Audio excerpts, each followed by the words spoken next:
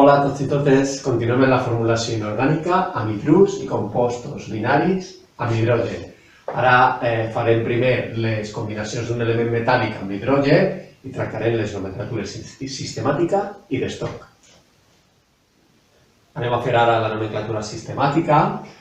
Abans, en els òxids teníem, per exemple, aquest compost seria CO2 o 3 triòxid de dicobalt. Ara no tenim oxigen, sinó tenim hidrogen. No seran òxids, seran hidrurs. En la nomenclatura sistemàtica seria trihidrur de ferro. Trihidrur de ferro. Este seria dihidrur de coure. Dihidrur de coure. Este trihidrur d'or.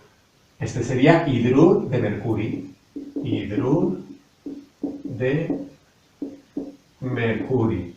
Este sería dihidrur de calci. Dihidrur de calci. Y este último sería hidrur de liti. Hidrur de liti. No sería monohidrur de monoliti ni monohidrur de monomercuri. Sería así. En la nomenclatura sistemática siempre utilizaban prefixos multiplicadors, tri, di, tri, tetra, podria ser també. I en la nomenclatura d'estoc utilitzem entre parèntesis el nombre d'oxidació del metall, sempre que n'hi hagi diferents possibilitats, és a dir, els metalls els tenim així, els nombres d'oxidació, ahí tenim els no metalls. En els metalls, per exemple, liti, sodi, potassi, rubidi, cesi, franci, plata, beril, magnesi, calci, bari, estronci, radicini, cadmi, alumini, bor, sols tenen un nom d'oxidació que pot ser o un, en aquest cas dos, estos així, però en aquest cas tres. En aquests casos, en aquests tres grups no posarem res entre parèntesis. En estos sí, perquè n'hi ha diferents possibilitats, 1, 2, 1, 3, 2, 3, 2, 4, ahí sí. Ho vegem en exemples, val? Es donen FeH3, serà, en la nomenclatura d'estoc és hidrurs metàl·lics, sempre és hidrur de, ahí també serà hidrur de, ara ferro, i hem de pensar si posem algun nombre entre parèntesis i en romà. El ferro, el tenim així, ferro, cobalt, níquel, crom, manganès, pot ser 2 o 3, s'actua en 3, el número que n'hi ha baix de l'hidrogen. Aleshores sí que ho hem de posar perquè n'hi ha dos possibilitats, podria ser o 2 o 3, s'actua en 3.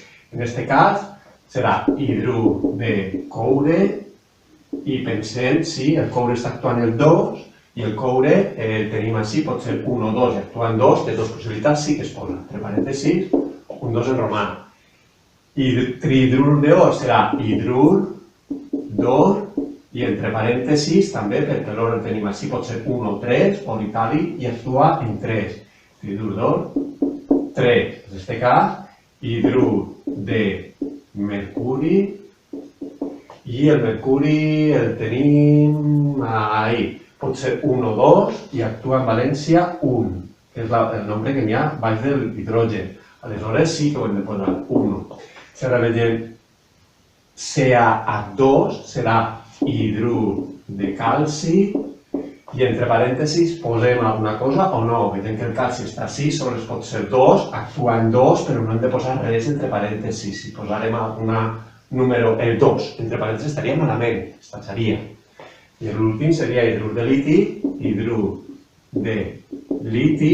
i el liti, si vegem, està així, sols té una possibilitat, actua en 1, si veiem que està actuant en 1, de nombre d'oxidació, no posem res entre parèntesis. Ara continuem. Ara ens donen el nom o en la nomenclatura sistemàtica, tri, di, o en la nomenclatura d'estoc, hidrur de níquel, entre parèntesis 2. I hem de treure la fórmula. Trihidrur de cobalt. Vegem el cobalt, en l'últim lloc, CO, hidrur, és hidrogen, un 3, trihidrur de cobalt. Dihidrur de beril·li, vegem el beril·li, Be, hidrur, A, hidrogen, di, un 2.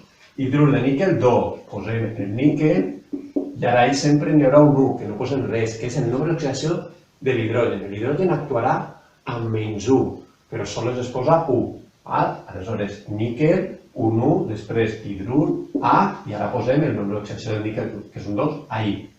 Si es diuen tetrahidrur d'estany, altra vegada sistemàtica, posem estany, N, hidrur, NaH, tetra és un 4, tetrahidrur d'estany.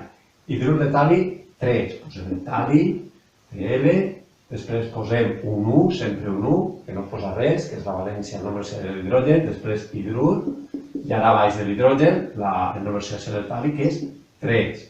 Hidrur de franci, doncs FR, franci, després hidrur, A, ja està. Espero que hàgiu entès els hidrurs metàl·lics, la combinació d'un element metàl·lic amb l'hidrogen. Ara en el següent vídeo vegem els compostos dels elements no metàl·lics amb l'hidrogen.